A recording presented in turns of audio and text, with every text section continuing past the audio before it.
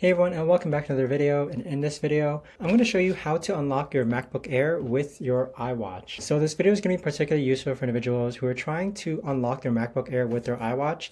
How do you actually go ahead and do this? Now, first things first, you need to make sure that you're up to date with the latest version. So the version that I'm on my MacBook Air is Sequoia 15.2.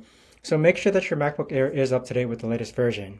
In addition to that, you want to make sure that your iWatch is also up to date with the latest version so that you can unlock your MacBook Air using your iWatch. Next, what you want to do is that you want to go into System Settings, and then you want to scroll down to where it says Touch ID and Password.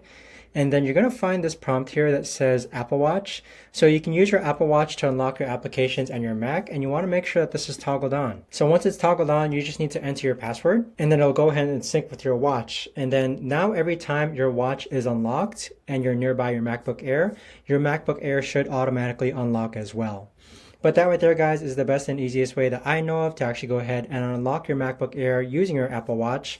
If you guys know of a better or easier way to actually do this, let me know in the comments down below. I would love to know. Thanks so much for watching, everyone, and I'll see you guys all in the next video.